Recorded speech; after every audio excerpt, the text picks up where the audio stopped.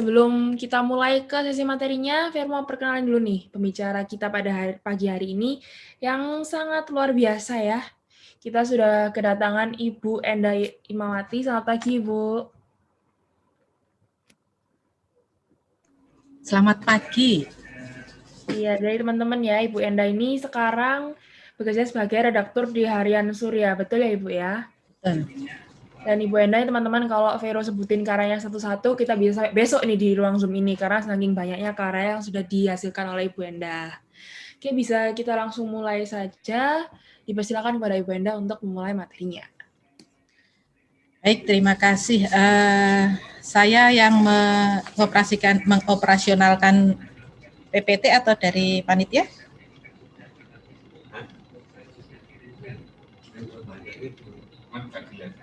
Halo. Bisa dibantu panitia? Mau dari panitia atau dari saya? Saya sih sembarang.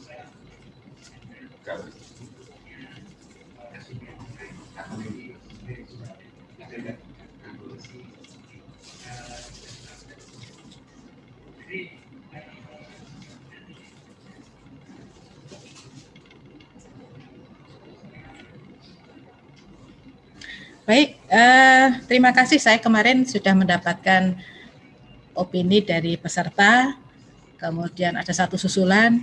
Baik, nanti akan kita bahas. Semalam saya sudah lihat, saya sudah pelototi, biasalah. Saya biasa melihat kesalahan daripada kebenaran. Ya, kalau editor kan begitu ya, biasa melihat kesalahan daripada kebenaran. Editor itu pasti cerewet, iya cerewet. Karena kalau tidak cerewet, maka akan sulit bagi orang lain untuk melihat mana yang benar, mana yang salah. Gitu. Nah, hari ini kita berbicara tentang opini.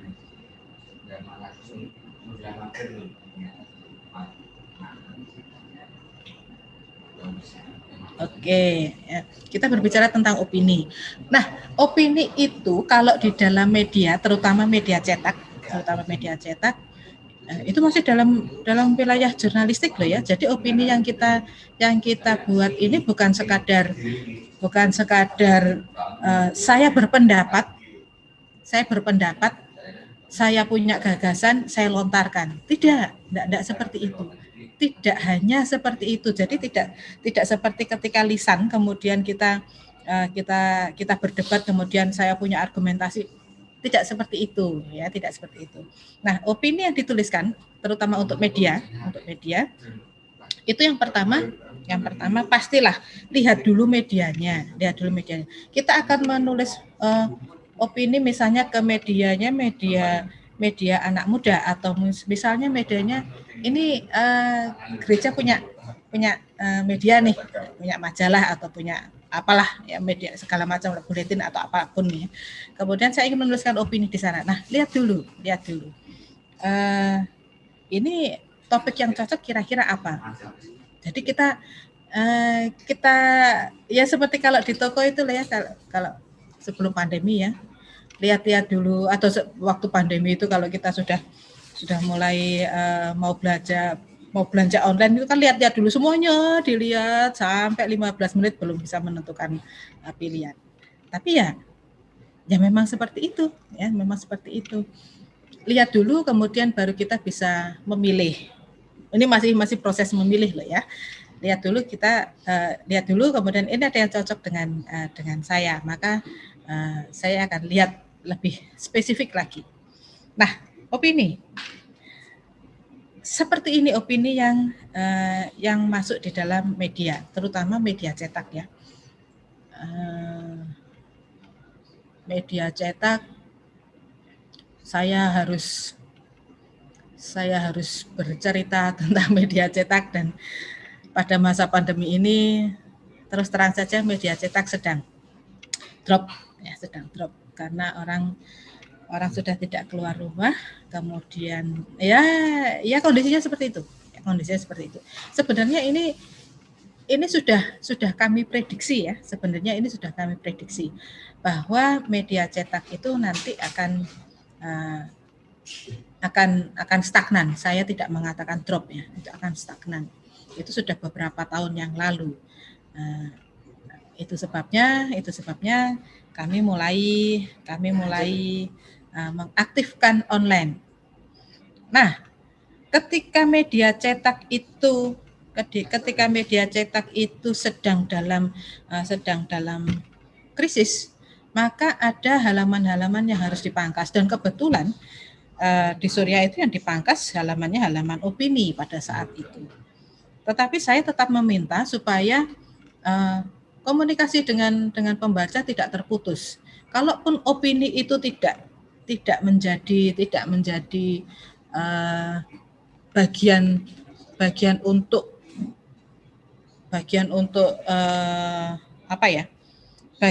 untuk komunitas pembaca, tetapi saya tetap meminta ada komunikasi itu. Itu sebabnya di Surya tetap ada citizen reporter. Nah, karena namanya citizen reporter, isinya reportase. Mengapa diambil reportase? Karena dengan reportase orang lebih familiar, lebih banyak yang bisa mengakses dan mengisinya.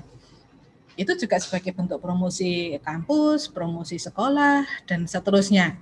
Nah, opini itu tetap ada di Tribun, tetap ada. Di beberapa tribun, di media cetak maupun di online-nya tetap ada.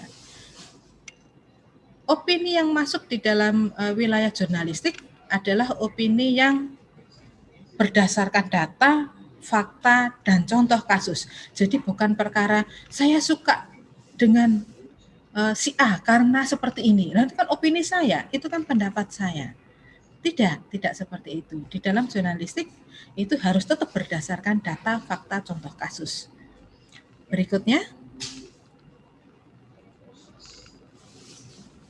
Nah, apa itu opini? Nah, opini seperti yang saya katakan tadi, kalau di media itu menjadi bagian dari penulisan jurnalistik. Ini adalah halaman atau bagian yang memang untuk pembaca. Ini salah satunya untuk mengikat kedekatan dengan pembaca. Nah, meskipun dalam KBBI, dalam kamus besar, itu berarti pendapat, pikiran, atau pendirian, penulisan opini bukan sekadar curhat. Jadi bukan saya pengen komentari sepatu yang saya beli, kemudian ini ada yang bagian sol yang tidak rapi, kemudian saya menuliskan segala macam itu. Bukan perkara itu, bukan curhat saja, tetapi ada sisi yang lain ketika opini yang kita tulis di media itu berhasil nembus dan kemudian dipasang. Mengapa saya katakan berhasil nembus? Karena penulis opini pasti banyak, ya. Penulis opini pasti banyak. Baik. Berikutnya. Nah, itu tadi yang saya katakan. Opini harus berdasarkan fakta dan data. Loh, tadi saya mengatakan ada contoh kasus. Ya, contoh kasus itu untuk menguatkan kita. Contoh kasus itu untuk menunjukkan bahwa opini kita itu tidak lepas dari lingkungannya. Jadi memang benar-benar ada, memang benar-benar terjadi. Apabila kita sudah menemukan contoh kasus, maka biasanya itu sekaligus kita sudah menemukan fakta. Tinggal datanya saja yang kita cari, yang kita gali. Menulis opini di media berarti siap memberi pengaruh kepada publik. Nah, ini loh yang menjadi salah satu sisi keren kalau kita menulis opini di media itu. Kita itu memberi pengaruh kepada publik. Mengapa? Karena dengan memberikan wawasan kita berdasarkan fakta dan data, maka sebenarnya kita itu sedang menanamkan pengaruh. Hei, ini loh, ada kasus seperti ini saya bahas, solusinya seperti ini. Yang penting itu solusi itu. Opini tanpa solusi ya. Nah, itu sama seperti orang bercerita begitu ya. Orang bercerita tanpa ada seperti orang curhat pengen dapat solusi, ternyata dicuekin begitu ya. Nah, selain dia berpengaruh kepada publik, ada paket lain lagi yang harus kita pahami. Paket bawaannya adalah gagasan itu bisa diterima atau bisa diperdebatkan. Karena ketika kita sudah menulis di media, apapun medianya, maka sebenarnya itu sudah milik publik. kalau sudah milik publik, maka kita harus siap. Apakah gagasan kita diterima ya syukur. Apakah gagasan kita diperdebatkan? Kalau diperdebatkan ya kita harus siap. Bagaimana persiapan kita? Ya pastilah data fakta itu harus kita kuatkan. Itu sebabnya ini menulis opini itu nggak kaleng-kaleng gitu loh ya. Menulis opini itu benar-benar kalau di dalam materi penulisan karya ilmiah itu ada prapenulisan. Nah, prapenulisan inilah yang harus kita kuatkan. Kalau dalam penulisan karya ilmiah kan ada prapenulisan, penulisan, dan penyuntingan atau revisi. Pada tahap prapenulisan itu yang sedang kita lakukan ketika kita akan menulis opini. Ketika akan menulis opini. Datanya disiapkan, faktanya disiapkan, topiknya kita kuasai. Kalau kita sudah benar-benar oke, kantong kita sudah benar-benar penuh, baru kita masuk dalam tahap penulisan. Karena nanti ketika diperdebatkan, kita punya datanya, kita punya tamengnya, itu keluarkan saja semuanya. Kalau misalnya dalam perdebatan itu saya kalah gimana? Enggak apa-apa, kalah dan tidak kalah bukan soal bagi kita penulis opini. Ya sudah, ketika orang ada yang memperdebatkan, kita memiliki hak jawab, ya sudah, silakan saja, publik mau menilai seperti apa. Jadi kita harus siap ketika tulisan kita sudah dipublikasikan. Berikutnya,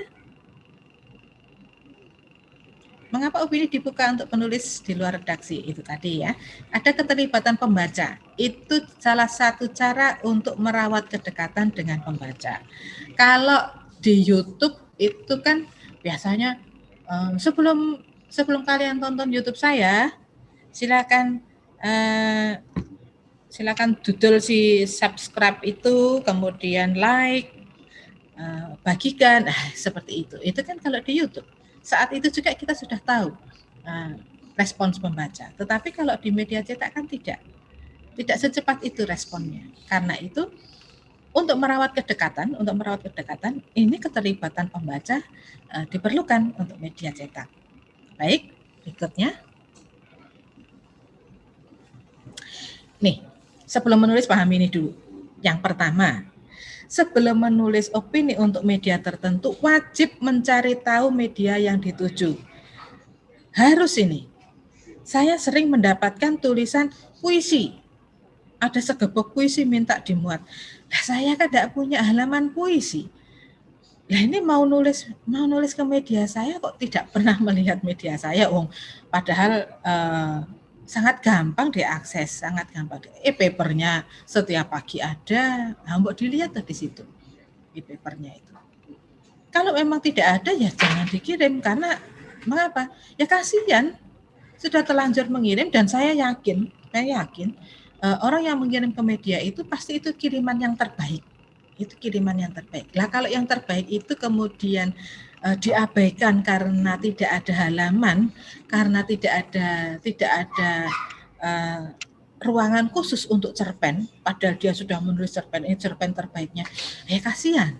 Ya, daripada mubazir aktivitas kita, ya carilah medianya seperti apa. Yang saya ingin masuki ini media politik. Ya sudah, ya nanti opini saya akan saya kirim ke sana. Yang saya masuki ini media anak muda, kemudian gaul banget. Nah, saya harus punya frame seperti itu. Yang ingin saya masuki ini media untuk ibu-ibu muda. Ya kita harus lihat. Kalau ibu muda itu kebutuhannya apa ya?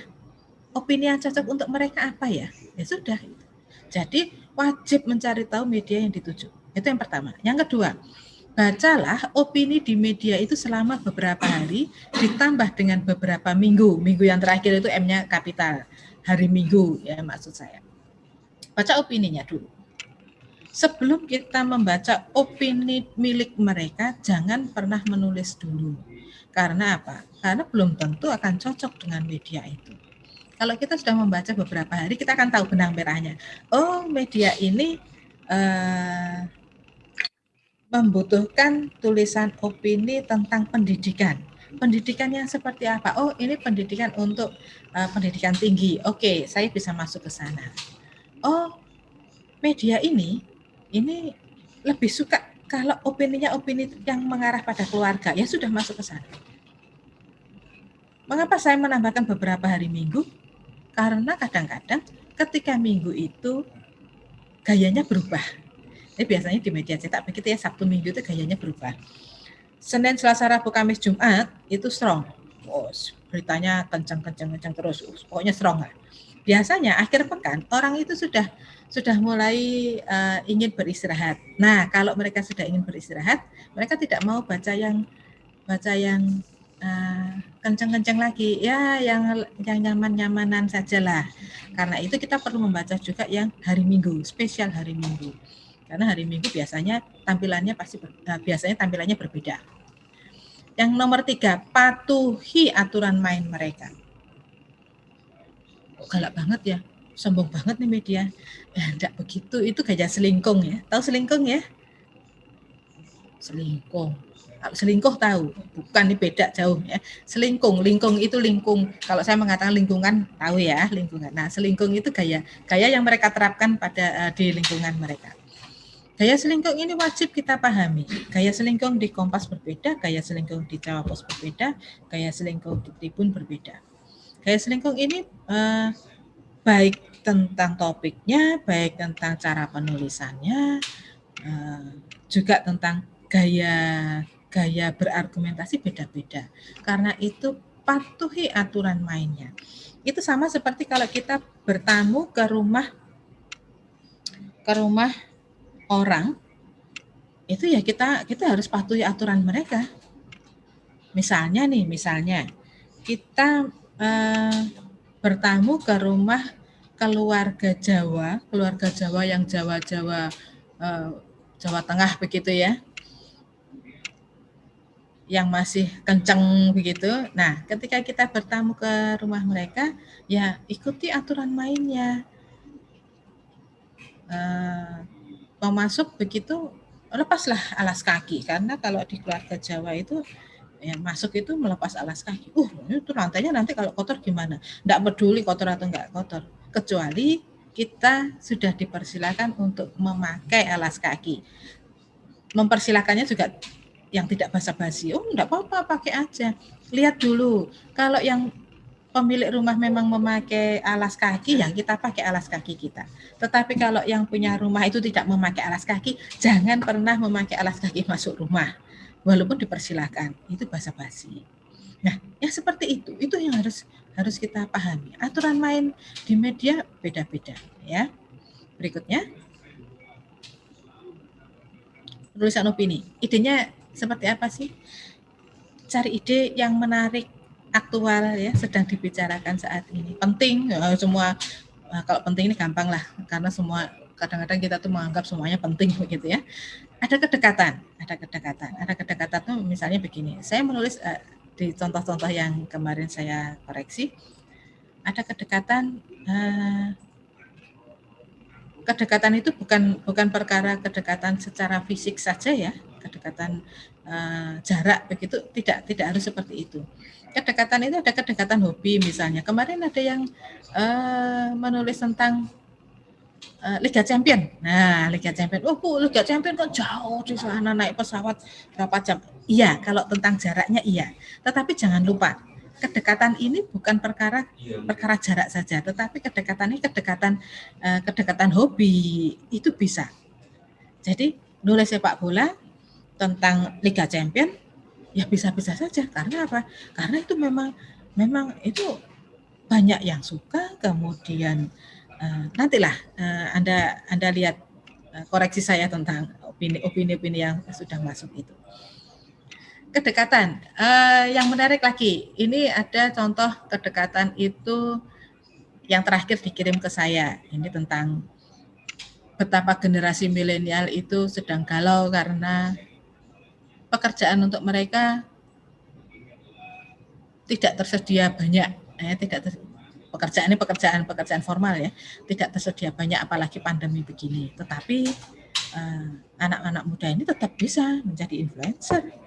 menjadi reseller, kemudian dia menunjukkan ada anak-anak muda di Banyuwangi itu yang mulai dari memetik biji kopi, kemudian mengolah, kemudian menyajikan di kafe. Nah itu kan pekerjaan. Nah, dan itu asik begitu loh ya. Itu kedekatan. Karena apa? Ini sama-sama sedang kita pikirkan, sedang kita alami. Kemudian mendidik, oke lah mendidik, menghibur itu tidak selalu membuat kita tertawa cekikian, enggak lah ya. Menghibur itu ya seperti Liga Champion itu tadi, itu bisa masuk dalam ide yang menghibur. Kemudian informatif memberi informasi kepada pembaca kita. Kemudian ada kontrol sosial, ada contohnya juga yang sudah Anda buat. Kemudian human interest, ini tentang sisi kemanusiaan, ada punya. Dan contoh-contoh ini nanti di berapa tadi? 9 atau 10 opini, ada semuanya.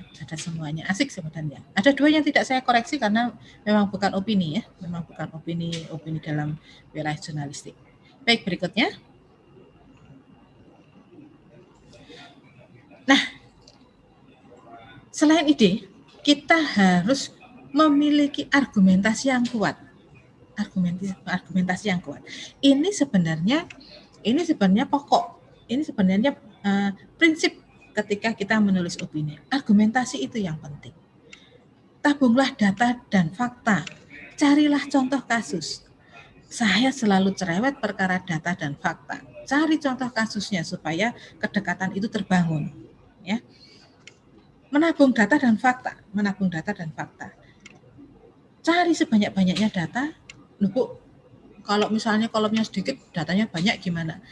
Data yang banyak itu tidak harus selalu dimunculkan semua. Data itu sebagai wawasan kita. Jadi semakin kuat wawasan kita, semakin banyak yang kita baca, semakin banyak tabungan data kita, maka tulisan kita itu akan semakin kokoh. Tidak selalu harus dikeluarkan semua, ambil yang paling penting dan paling yang ada hubungannya. Tetapi tetap perkara data dan fakta itu enggak bisa ditawar, harus ada. Kalau tidak ada data dan fakta, maka apa yang kita sampaikan itu bukan argumentasi, itu sekadar curhat saja. Ya. Cari contoh kasusnya. Saya selalu saya selalu cerewet. Ayolah cari contoh kasusnya supaya orang itu bisa langsung nangkep bahwa ketika saya berbicara tentang kafe ya, tentang kafe yang bisa menjadi sumber penghasilan bagi generasi milenial, sebutkan nama kafenya. Toh dengan kita menyebutkan itu tidak merugikan apa-apa bagi mereka. Baik, argumentasi ini mau tidak mau harus kuat. Tabunglah data, fakta, cari contoh kasusnya. Selanjutnya, untuk penulisannya. Kalau tabungan sudah kuatnya, bagaimana cara menuliskannya? Ingatlah, karena untuk konsumsi pembaca media, penulisan harus dibedakan dengan penulisan karya ilmiah. Kalau untuk konsumsi pembaca media yang beragam latar belakangnya, beragam pendidikannya, pokoknya segala macam orang bisa membaca, maka kita harus paham bahwa bahasa yang kita gunakan harus komunikatif. Jangan menggunakan bahasa dalam penulisan karya ilmiah di kampus seperti penulisan makalah. Jangan. Siapa yang mau baca? Anda itu loh membuat makalah, itu yang paling yang mau baca, itu Anda yang membuat makalah dan dosen yang meminta Anda membuat makalah. Apakah orang lain mau baca? Kayaknya enggak. Apakah Anda mau baca 2 kali? Sepertinya juga enggak kalau nilainya sudah keluar. Nah, apa sih bedanya bahasa yang komunikatif dengan penulisan karya ilmiah? Apakah bahasa yang komunikatif itu bisa menggunakan bahasa-bahasa gaul? Selama itu dibutuhkan oleh medianya, silakan saja. Tetapi yang jelas bahasanya harus komunikatif, harus komunikatif. Yang Anda kirimkan ke saya asik ya, karena kelebihan anak sekarang itu kalau menulis itu bahasanya komunikatif. Karena apa? Karena terbiasa berkomunikasi melalui bahasa lisan, melalui bahasa tulis, baik di platform media sosial manapun, kita menggunakan bahasa tulis dan itu komunikatif. Apakah bahasanya seperti itu juga? Tidak pure seperti kalau kita menulis di medsos, itu enggak ya. Tetapi hitunglah supaya bahasa kita itu dengan mudah dicerna oleh pembaca yang beragam latar belakangnya. Mudah dicerna, mudah dipahami, itu komunikatif ya. Mudah dipahami, mudah dicerna. Gunakan bahasa yang semacam itu. Dan tidak sulit bagi Anda karena Anda sudah terbiasa. Loh Bu, kalau bahasa di media sosial boleh, berarti saya boleh pakai emoticon. Lihat medianya, kalau medianya media mainstream begitu, kayaknya emoticon tidak boleh. Tetapi kalau ini medianya media anak muda, mungkin ya, emoticon boleh dimasukkan ke sana. Kemudian kalimatnya ringkas. Tidak usah bertele-tele, sudah. Tidak usah menggunakan kalimat majemuk bertingkat sampai 6 tingkat, tidak perlu. Itu milik makalah itu. Karena kadang-kadang orang berpikir kalau menulis makalah atau karya ilmiah itu semakin bulat bahasanya, semakin istimewa makalah kita. Padahal enggak loh ya. Justru kalau di dalam makalah atau karya ilmiah, semakin mudah bahasa kita dipahami, semakin bagus. Mengapa? Ya, yang namanya penelitian kita kan kita ingin membagikan kepada orang lain. Biarlah orang lain itu memahami dengan mudah. Kemudian paparan gagasan ringkes saja, tidak usah panjang-panjang, terutama kalau Anda di media cetak. Ingat, media cetak itu berbasis kertas, kemudian kolomnya terbatas. Jangan ngeyel sama redakturnya. Pak, tulisan saya ini penting banget, menarik ini, pasti yang baca banyak. Tambah 1 halaman lagi. Tidak bisa, sudah. Kalau untuk media cetak, ya sudah. Kolomnya segitu, ya sudah segitu. Jatah kita hanya itu. Kalau di sana ditulis maksimal sekitar 5.000 kata, patuhi itu. 5.000 kata seberapa? Banyaknya 5.000 kata. Tidak banyak sebenarnya. Anda membuat abstrak itu berapa? 200 sampai 300 kata abstrak. Saiprot itu kecil itu kan. Nah, itu kalikan sekian kalau untuk mencari yang 5.000 kata. Karena media cetak itu terbatas, maka kita harus ikut.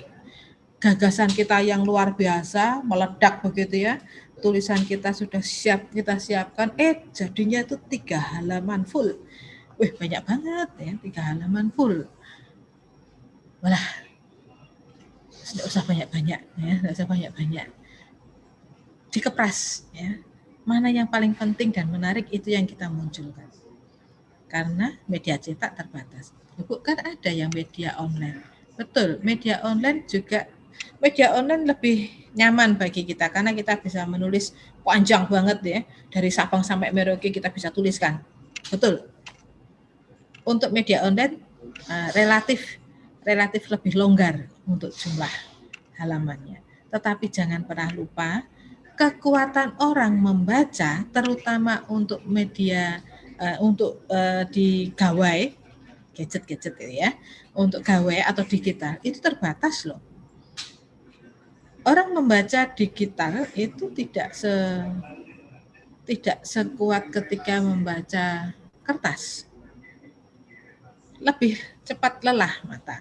Karena itu juga jangan terlalu panjang. Kalau jangan terlalu panjang itu gimana? Nah, saya pernah mendapat pelatihan begini di kantor saya. Ketika editing. Kekuatan orang membaca saat ini adalah 7 alinea. Wih, kurang ajar toh. hanya 7 alinea. Kekuatan Anda membaca itu loh maksimal 7 alinea. Bayangkan, hanya 7 alinea.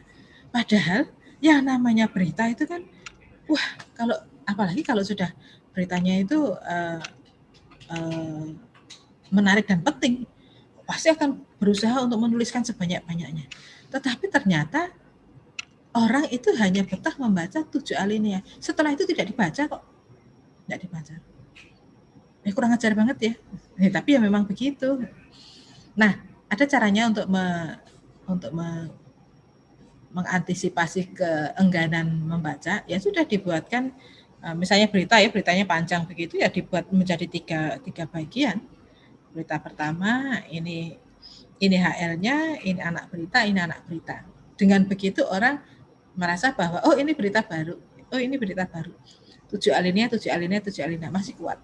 Nah, opini kita juga begitu. Walaupun di online tidak dibatasi jumlah halaman, jangan terlalu panjang, orang itu tidak betah membaca. Nah, kalau orang tidak betah membaca, sisi informatif kita kan tidak bisa nyampe. Bagaimana kita bisa menularkan wawasan kita ke publik juga nggak bakal nyampe, karena orang malas baca. Anda baca sendiri begitu ya. Ketika Anda sudah mulai bosan, ya sudah. Oh, artinya kekuatan saya sampai di sini. Saya tidak boleh menulis lebih dari ini, karena kalau saya saja bosan, apalagi orang lain. Kan begitu. Baik, berikutnya. Jangan lupakan ini. Berikutnya. Judul. Bu, buat judul dulu atau menulis dulu? Bagi saya, judul prapenulisan buat dulu. Karena judul prapenulisan itu bisa menjadi semacam bandul begitu ya.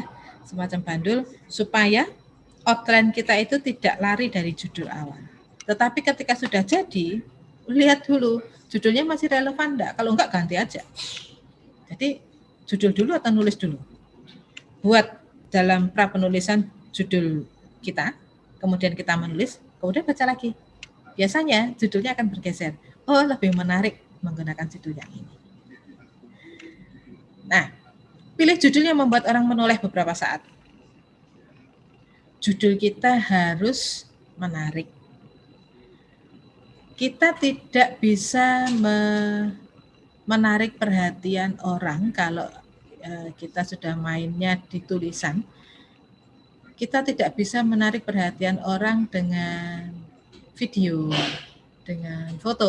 Ya, foto yang dipasang di situ memang bisa menarik perhatian, tetapi judul ini apabila video, foto dan ilustrasi yang lain itu tidak bisa dimunculkan, maka yang menjadi andalan kita ya judul ini harus menarik, itu saja.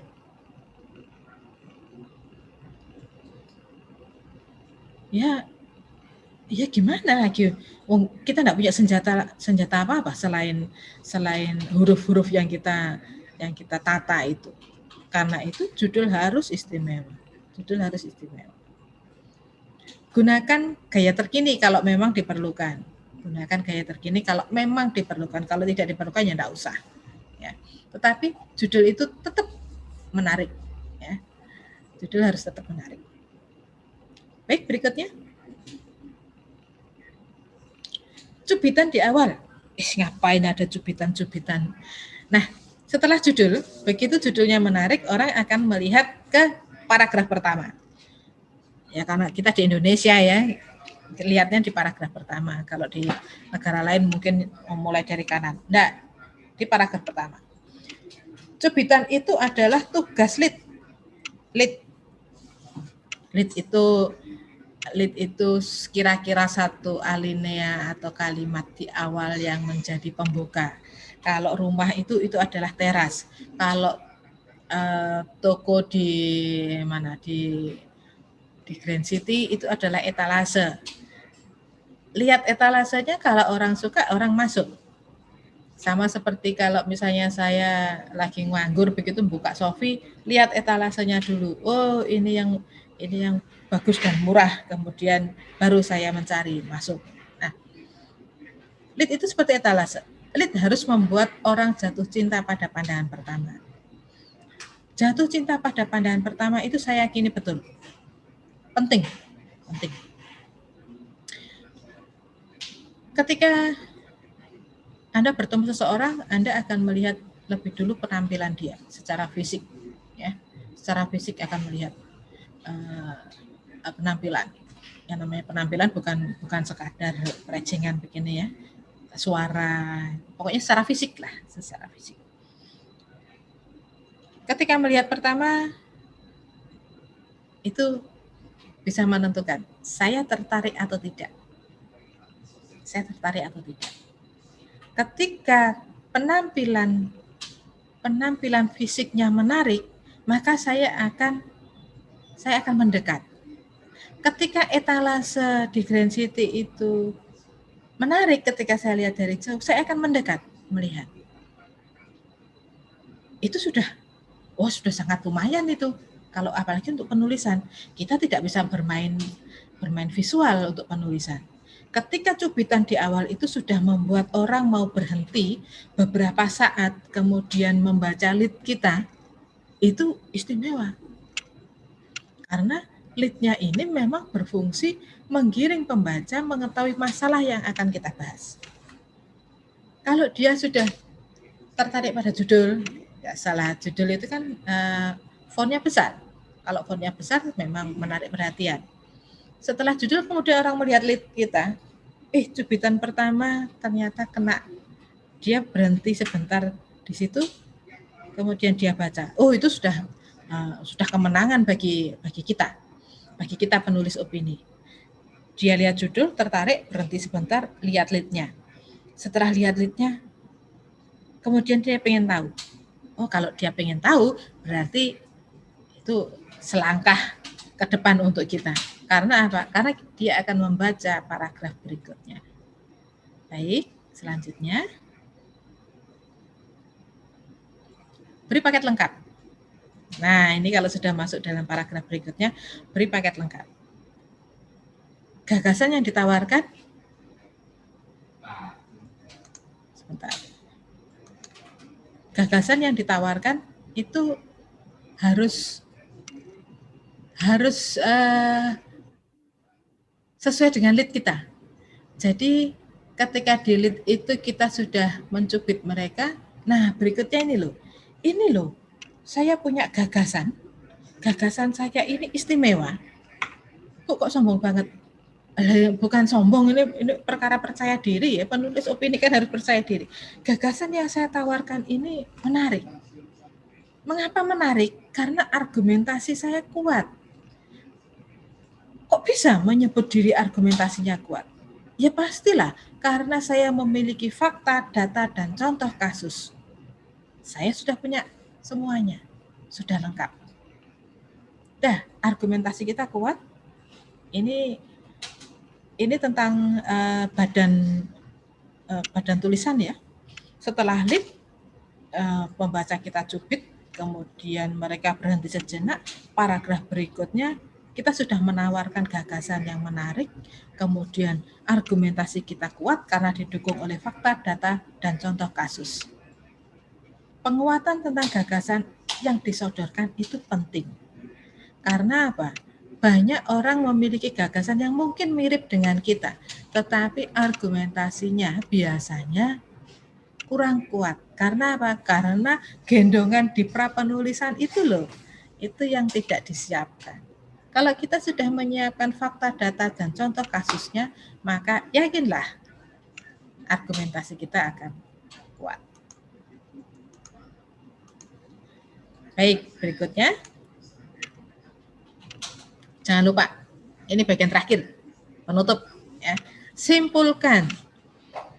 Simpulan itu tidak selalu jadi, enggak. Dengan demikian boleh digunakan. Banyak. Nah, simpulannya tentu saja berdasarkan pembahasan yang tadi ya. Misalnya ini misalnya, tidak mudah menjadi anak muda zaman sekarang, Anda bisa baca ya. Tidak mudah menjadi anak muda zaman sekarang. Ada banyak tuntutan karena mereka lah yang akan mewujudkan pertumbuhan ekonomi. Pastilah ya. Anda itu kan selalu digadang-gadang, Anda lah yang akan memegang tongkat estafet berikutnya. Itu beban berat loh ya. Beban berat. Itu sebabnya anak muda harus berperan, bukan baperan. Nah, silahkan saja. Ini simpulan. Simpulannya bisa macam-macam. Simpulannya bisa macam-macam. Sesuai dengan topik. Saya mendapatkan simpulan yang menarik itu ada di contoh ini. Tentang isu presiden 3 periode. Simpulannya bagus.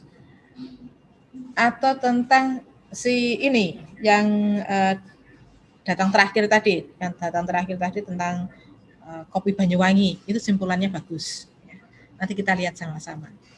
Kalau misalnya diperkenankan, bolehkah panitia membagikan opini-opini milik peserta supaya semua bisa belajar dari teman-temannya.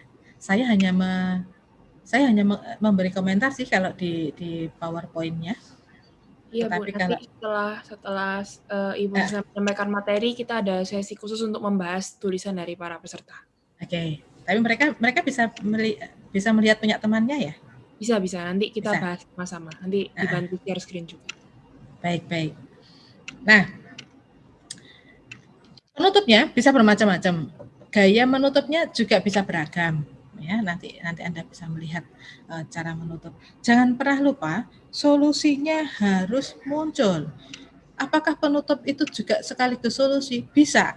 Penutup bisa sekaligus solusi. Tetapi kadang-kadang solusi karena cukup banyak yang harus dipaparkan, maka solusinya masuk ke dalam badan tulisan. Nggak masalah dimanapun. Yang penting tulisan opini itu ada solusinya. Kalau nggak ada solusinya, itu gedebres itu. Ngedabrus tanpa ada isinya, ya pokoknya ngomong doang. Jadi ada solusinya. Nah, kemudian penutupnya bisa bermacam-macam. Berikutnya. Ini remeh-temeh bagi penulis opini, tetapi jangan pernah lupa.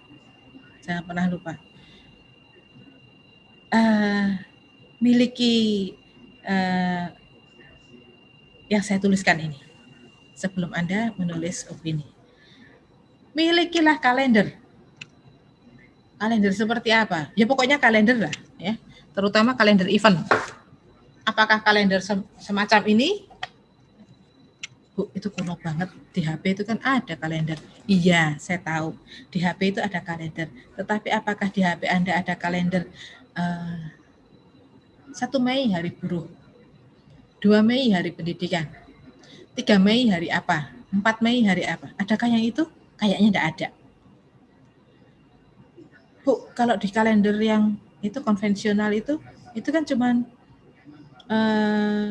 hari-hari besar aja, hari besar di Indonesia. Iya, itu minimal. Kan ada agenda lain, misalnya hari perempuan sedunia. Adakah di Indonesia di kalender konvensional? Kayaknya nggak ada. Hari bumi sepertinya nggak ada juga. Hari air nggak ada. Nah, kita harus punya kalender itu. Kalender event penting. Mengapa? Karena ketika kita akan menulis opini di media, sangat terbantu kalau kita memiliki kalender event. Apabila kita akan menulis tentang betapa pentingnya air. Seperti salah satu yang nulis tadi, ada yang menulis tentang sungai yang dicemari oleh sampah. Nah, itu cocok untuk hari air. Kapan hari airnya? Sudah lewat ya. Hari air lewat tanggal 20 berapa? Minggu ini, minggu lalu. Hari air, hari bumi, hari pohon. Ada banyak sekali event yang bisa menjadi ide kita, menjadi topik kita. Hanya saya ingatkan, jangan kena penyakit kaget. Apa itu penyakit kaget? Seminggu sebelum di pertengahan April, seminggu sebelumnya itu baru lihat kalender. Oh iya, tanggal 21 April hari Kartini, aku akan menulis tentang emansipasi wanita. Seminggu sebelumnya Anda kirim ke media, diseleksi kah? Mungkin diseleksi, tetapi kok tidak muncul-muncul ya?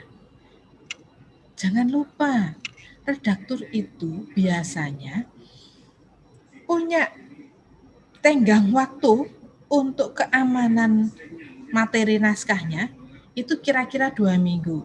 Jadi kalau hari Kartini itu 21 April, maka 2 minggu sebelumnya si redaktur itu sudah harus punya tulisan tentang Kartini, seputar Kartini. Mengapa? Itu supaya safe si redakturnya ini. Jadi pasokan naskah itu tetap terpenuhi. Hari Bumi misalnya tanggal 30 Februari, nggak ada tanggal 5 Februari, 30 Februari, 2 minggu sebelumnya harus prepare. Redaktur harus prepare. Jadi ketika Anda tiba-tiba kena penyakit kaget, oh iya 2 hari lagi hari Kartini, saya nulis opini. Gak bakalan lah. Karena apa? Karena si redaktur sudah punya cadangan tulisan. Kecuali kalau tulisan Anda benar-benar istimewa, sosok Anda benar-benar oke, sosok oke itu maksud saya ini orang terkenal ya kan seperti itu, jadi pertimbangan juga. Orang terkenal pengen nulis tentang Hari Kartini. Misalnya nih, Dian Sastro sudah ketuaan bagi Anda ya, tapi dia masih ngetop kok, biarin aja. Dian Sastro nulis tentang Hari Kartini, redaktur pasti akan melihat itu. Oh ya sudah, kalau begitu tulisan yang sudah prepare Hari Kartini akan saya muat sehari setelahnya. Atau yang seharusnya jadi HL akan saya geser, HL-nya yang ini, ininya yang ini. Jadi kalau sudah mau niat mau nulis opini ya jangan kaget. Saya nulis apa ya Bu? Gak ada gagasan. Paling gampang lihat kalender event. Paling gampang itu. Kalau sekarang ini akhir Maret, Mei ada apa saja? Jangan nulis hari buruh. Karena 1 Mei sudah ada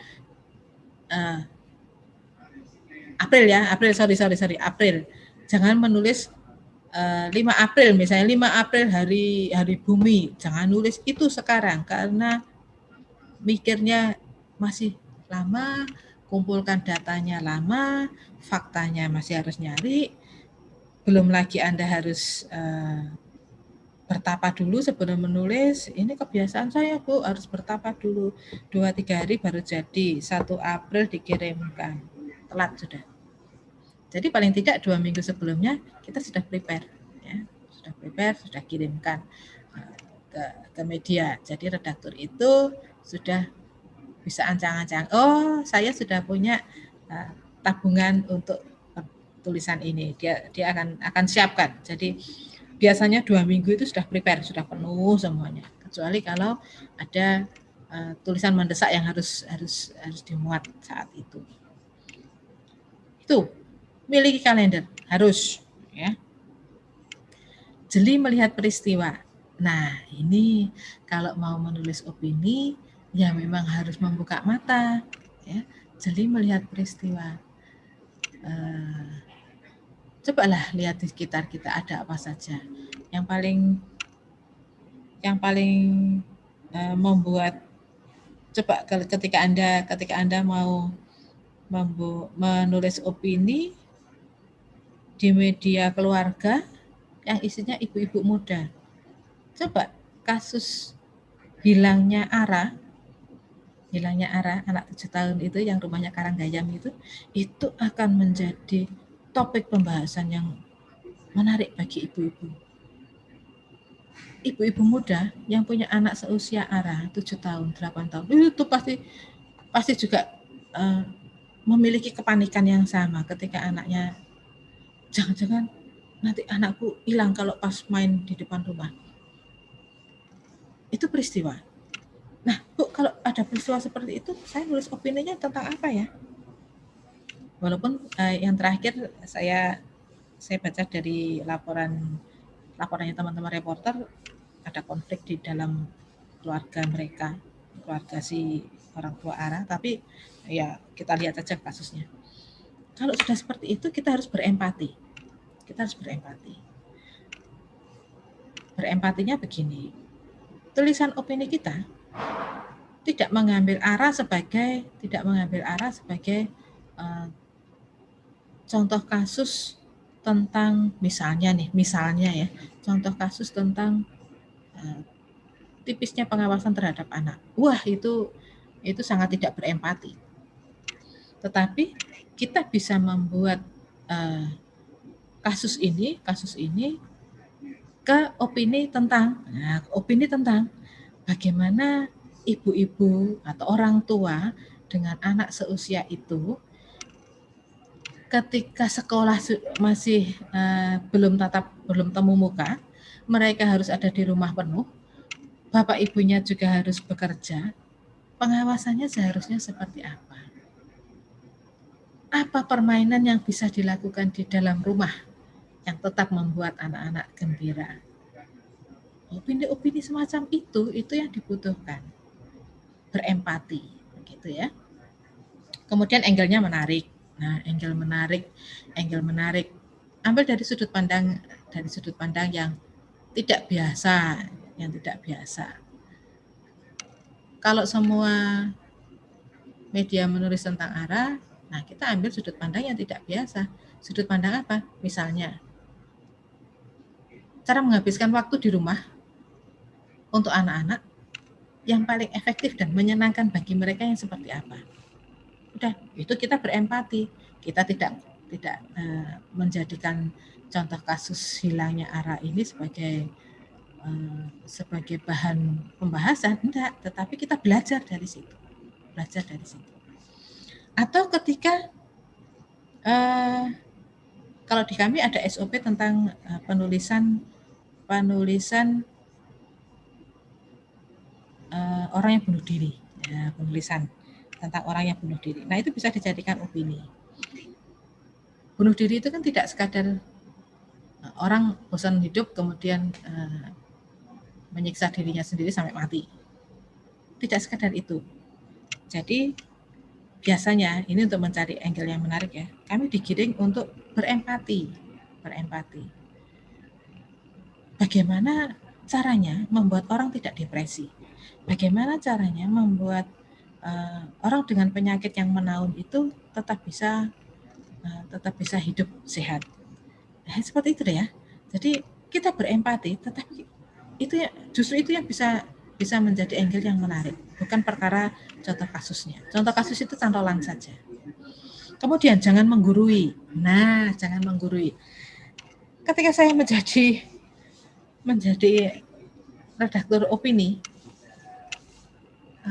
saya biasanya menyisihkan waktu ya. Kalau hari Jumat, kalau terbitan hari Jumat, maka saya akan memberikan opini tentang ya bukan khotbah Jumat sih, tetapi opini yang membuat hidup orang itu menjadi lebih cerah, begitu loh ya. Nah, penulis saya hafal, karena dia membaca seperti tadi ya, membaca, oh kalau hari Jumat itu biasanya yang keluar ini. Nah, mereka mengirimkan untuk konsumsi hari Jumat itu tutur tinular, nasihat begitu. Ya tahulah, sama-sama tahulah, jangan membunuh, jangan berbuat zina, jangan ini, jangan itu. Ya tahulah. Tetapi bukan itu sebenarnya. Yang paling penting itu bagaimana orang tidak membunuh, bagaimana orang tidak takabur, bagaimana orang tidak masuk dalam gaya hidup hedonis. Nah, ya kayak begitu itu. Bagaimananya itu loh yang penting. Jadi bukan enggak boleh ini, enggak boleh itu. Enggak, jangan. Kalau opini sudah seperti itu tidak akan dibaca orang.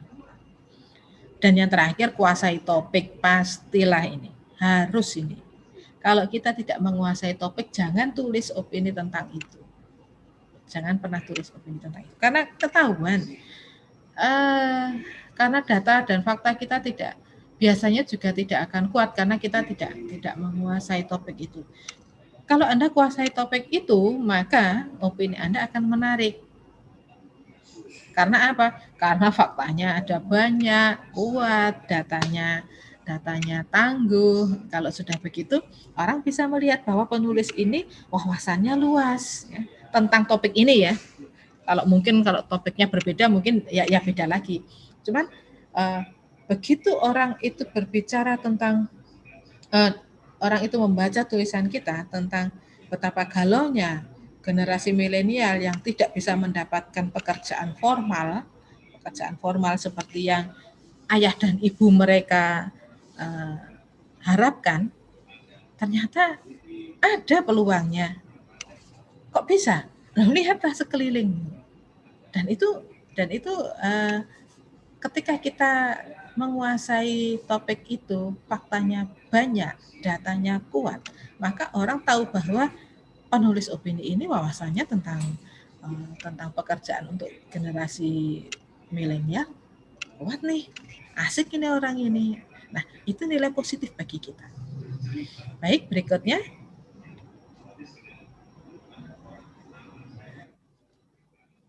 Ini kayaknya terakhir nih.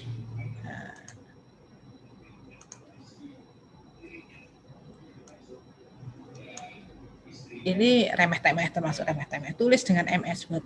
Jangan menulis dengan PDF. Itu merepotkan redaktur. Kalau Anda menulis dengan PDF, loh Bu, biasanya kalau tugas-tugas di kampus itu pakai PDF. Jangan menulis pakai PDF. Karena redaktur itu harus convert dulu, nanti menjadi MS Word supaya lebih mudah diedit. Mudahkan mereka. Redaktur itu kok gaya banget Ibu. Sebenarnya bukan gaya ya, sebenarnya bukan sok-sok kuasa, enggak. Pahamilah bahwa pekerjaan redaktur itu biasanya dia tidak hanya memegang halaman opini, dia harus memegang halaman ini, halaman ini, halaman ini. Bebannya banyak. Kalau kita tidak memudahkan mereka, itu kadang-kadang itu tidak akan dilihat. Kalau kita merepotkan mereka, itu mereka tidak mau. Langkah berikutnya sudah wegah itulah. Karena itu mudahkan mereka, toh itu juga baik untuk kita. Mengapa baik untuk kita? Karena seperti yang saya tuliskan sampai bawah itu melindungi naskah kita. Jadi tulis dengan MS Word. Ini nasihat sepele, tetapi ya begitu itu. Subjeknya jelas. Ketika mengirim lewat surel begitu, subjeknya harus jelas. Ini opininya tentang apa? Jelaskan di sana sehingga ketika redaktur itu sedang memilih, aku belum punya opini tentang buruh apa ya, muncullah opini kita tentang buruh, ya. Opini, udah si judul buruh itu munculkan di situ. Aku menemukan opini tentang buruh. Oke, simpan. Kan keuntungan juga buat kita. Karena apa? Karena kita dilihat. Kalau kita subjeknya cuma opini, terus orang nggak punya bayangan lagi. Ini belum tentu yang saya butuhkan. Begitu ada subjeknya yang sudah menunjukkan topik kita, nah dia akan memilih langsung dari subjek itu. Karena itu subjeknya harus jelas. Data penulis jangan pernah lupa. Ketika kita menulis opini, di bawahnya itu harus ada data kita. Bu, kan di file berikutnya ada biodata saya, malah lebih lengkap. Ada foto saya. Iya, saya tahu. Jangan pernah lupa. Ketika itu naskah itu dibuka, kemudian disimpan, tanpa ada nama Anda, kemudian itu sudah tersimpan, misalnya ada 20 opini yang siap untuk 2 minggu untuk diseleksi. Ketika tidak ada nama Anda di dalam naskah itu, dibuang. Mau toh mencari lagi? Lah iya, kalau pas saya jadi dosen, saya akan cari lagi. Ini siapa ya? Tulisan ini siapa yang nulis? Saya akan mencari lagi penulisnya. Tetapi apakah redaktur mau seperti itu? Kayaknya enggak. Merepotkan mereka itu. Karena itu jangan pernah lupa setelah menulis opini atau menulis apapun, nama Anda, data Anda masukkan di sana. Harus. Jadi ketika si redaktur itu menyimpan file, data kita tetap ada di sana. Begitu data kita ada di sana, dia membutuhkan KTP kita, baru dia akan mencari. Misalnya dimintain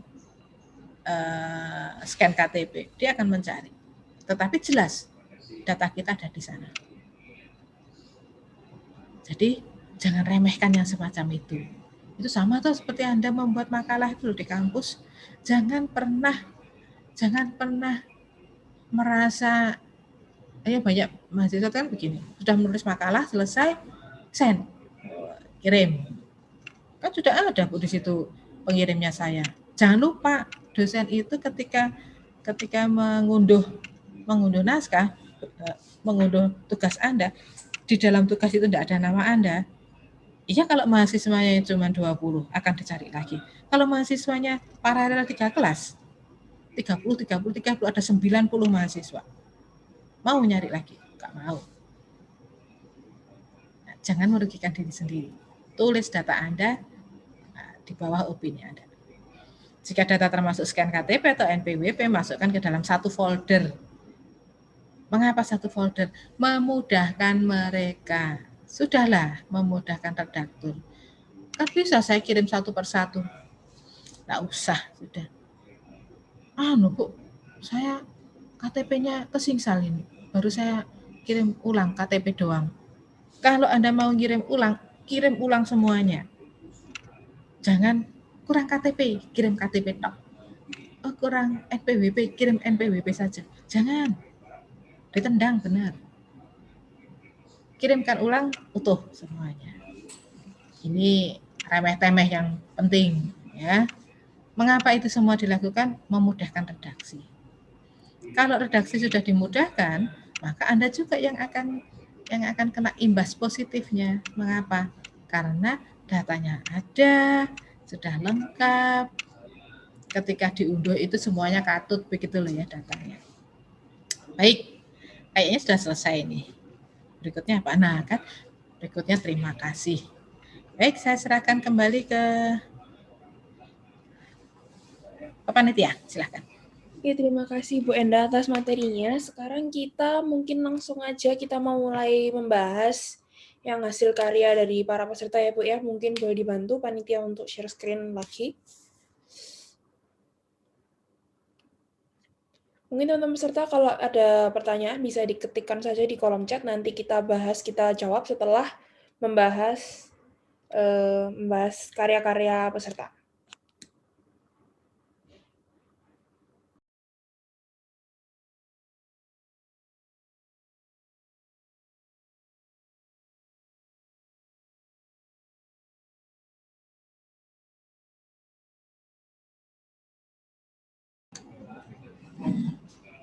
Baik,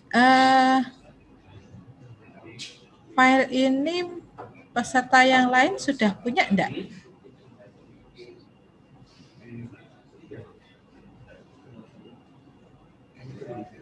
Karena saya membahasnya tanpa nama sih, memang sengaja saya buang namanya, jadi langsung.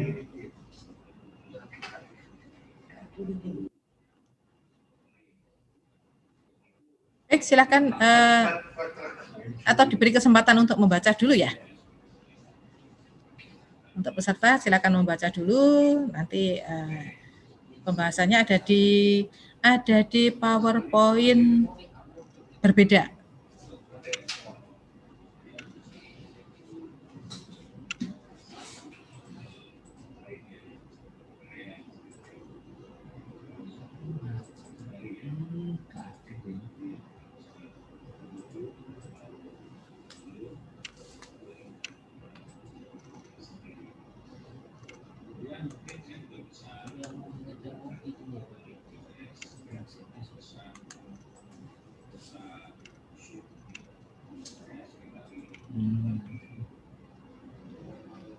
Ya, pembahasannya saya sudah berikan di PowerPoint. Jadi setiap ini sudah dibahas di PowerPoint.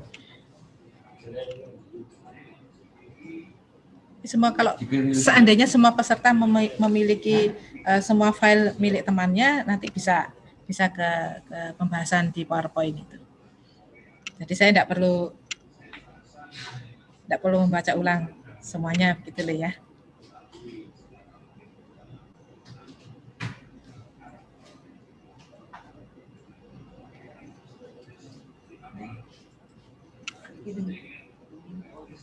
Baik, ini koreksi opini yang Anda buat. Satu opini yang terakhir nanti saya bahas terakhir saja. Saya tidak sempat membuat PowerPoint-nya karena mepet tadi waktunya. Kemudian ada dua peserta yang tidak saya bahas karena yang dua ini bukan opini ya, bukan opini. Karena bukan opini tidak saya bahas. Baik, selanjutnya.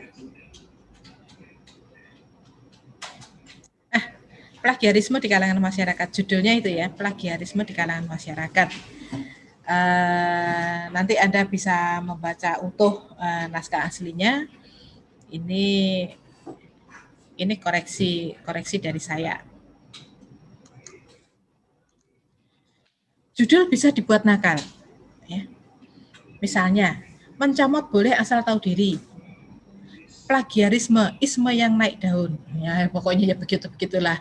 Ya, mengapa? Karena kalau ditulis plagiarisme di kalangan masyarakat, ya sama-sama tahu. Apalagi kalau misalnya yang nulis mahasiswa, ya pahamlah plagiat itu ya semacam itu. Padahal yang ditulis, yang dibahas ternyata bukan plagiat karya ilmiah loh yang dibahas di dalamnya.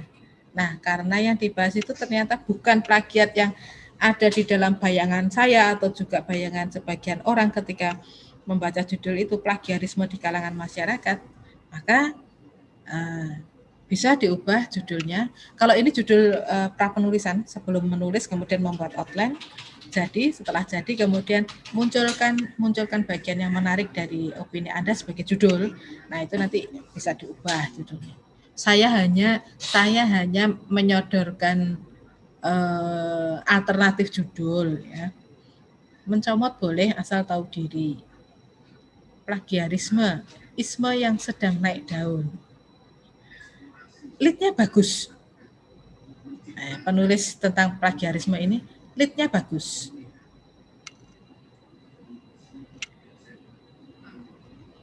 Hanya terlalu panjang. Lead itu kalau teras itu ya, teras itu secukupnya saja ya, secukupnya. Seberapa banyak Bu? Kalau teras berita atau lead-nya opini seberapa panjang? Tidak ada ketentuan panjang dan pendeknya sebenarnya. Sesuai dengan kebutuhan kita. Apabila kita merasa dengan 3 kalimat cukup, ya cukup. Ya. Saya mengatakan jangan terlalu panjang. Karena kalau terlalu panjang, itu tidak menjadi lead, tetapi itu sudah masuk di dalam tubuh berita. Atau tubuh opini. Ya. Jadi, buat secukupnya, asal orang tahu bahwa yang kita akan bahas itu topiknya tentang ini. Betapa pentingnya topik ini untuk diketahui oleh pembaca. Kok sombong banget loh? Bukan sombong, percaya diri. Beda ya. Bukan sombong, percaya diri. Penulis opini harus percaya diri. Kalau nggak percaya diri, dia nggak bakal bisa nulis opini. Sajikan di awal bahwa ada fenomena seperti ini dan itu berbahaya loh. Begitu. Itu berbahaya loh. Itu enggak boleh loh. Mengapa enggak boleh? Mengapa berbahaya? Nah, itu silakan nanti Anda baca di bagian tubuh opininya. Oke. Lead-nya bagus, hanya terlalu panjang, bisa dikepras atau bukan dikepras ya, hanya beberapa kalimat di awal itu, kemudian yang lain diturunkan. Contoh kasus sebaiknya dimunculkan supaya orang paham plagiasi seperti apa yang dibahas. Ini otak saya yang ketika membaca judulnya, plagiarisme di kalangan masyarakat. Otak saya mengatakan, oh ini plagiat karya ilmiah. Oh ini plagiat sumber referensi. Otak saya sudah mengatakan begitu. Ternyata bukan. Nah, Justru karena ternyata bukan itu yang menarik. Plagiasi seperti apa yang dibahas? Apakah dalam bentuk salin lekat karya ilmiah? Seperti dalam otak saya. Apakah dalam bentuk salin lekat karya ilmiah? Salin lekat itu kopas itu loh ya, copy paste itu loh salin lekat. Apakah dalam bentuk salin lekat karya ilmiah, mengambil ide kreatif orang lain, atau yang mana? Ini harus ada contoh kasusnya. Kalau contoh kasusnya sudah ada, maka orang sudah digiring, oh ini toh yang dibahas. Nah, ini yang dibahas. Jadi sudah ada relnya, dia tidak membahas tentang karya ilmiah, enggak, tentang sumber referensi, enggak, tetapi ini tentang pengambilan ide kreatif atau mencomot ide kreatif orang lain kemudian dimasukkan ke dikirimkan ke grup WA seolah-olah itu buatan saya. Ternyata seperti itu. Kemudian yang tidak kalah penting, apa solusi yang disodorkan? Harus ada. Kalau memang itu tidak boleh, seharusnya seperti apa? Apa yang harus saya lakukan sebagai pengguna media sosial? Tidak bolehkah saya mengambil ide orang lain kemudian saya modifikasi? Batasannya sampai di mana? Nah, itu harus dipahami. Kalau itu dipahami, artinya, loh Bu, saya tahu dari mana? Lu cari datanya. Carilah data. Sampai seberapa orang itu boleh mengusung ide kreatif orang lain, kemudian saya gunakan. Nah, bagaimana dengan teman-teman yang merintis usaha kemudian menggunakan cara ATM? Amati, tiru, modifikasi. Amati, tiru, menirunya itu meniru plek begitu, kemudian dimodifikasi sesuai dengan kebutuhan. Bagaimana yang seperti itu? Apakah itu bisa disebut sebagai plagiat? Padahal itu kan saya sudah modifikasi. Nah, ini pentingnya. Mana yang masuk di dalam wilayah plagiat dan mana yang tidak. Kalau memang itu masuk di dalam wilayah plagiat dan saya ingin mengadopsi itu, bagaimana caranya? Yaitu solusi yang harus dimunculkan. Nah, kemudian di dalam naskah disebutkan pemerintah terkadang serba ragu. Nah, kalau Anda menuliskan yang seperti itu, jangan pernah salah, harus ada buktinya. Ketika disebut pemerintah terkadang serba ragu, apa buktinya? Banyak, Bu. Nah, yang banyak itu yang harus dimunculkan. Salah satunya, salah duanya, salah tiganya seperti ini. Ketika disebut pemerintah terkadang serba ragu,